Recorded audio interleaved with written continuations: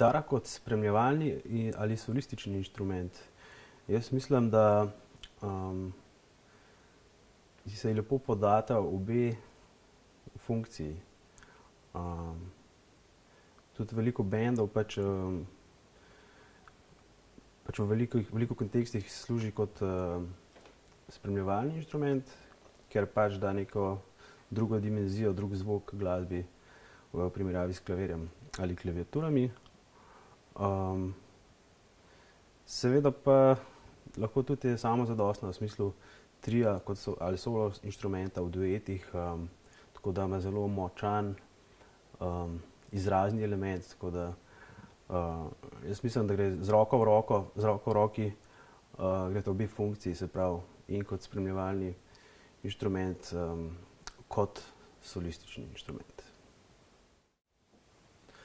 Ja, drži do neke mere, da je pač prvi inštrument rock glasbe kitara.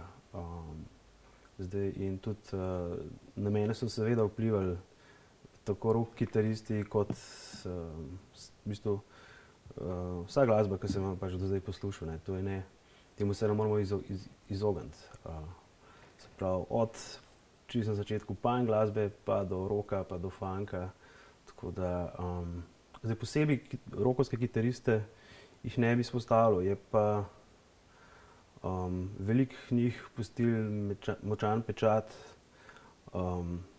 na mene. Predvsem pa spoštujem njihovo pač izrazno moč in pač te, ki so res mojstri svojega inštrumenta, res unikaten glas, ne. Tako da mislim, da pač vsi glasbeniki k temu stremimo.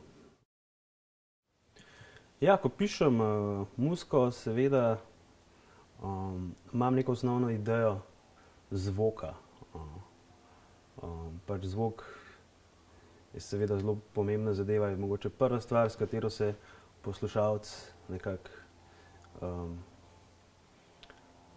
kot pač prvi vtis dobi preko zvoka. Seveda pol je stvar, kako se cela stvar razvije, je pomembno, potem različni elementi, prijemi, skladanja.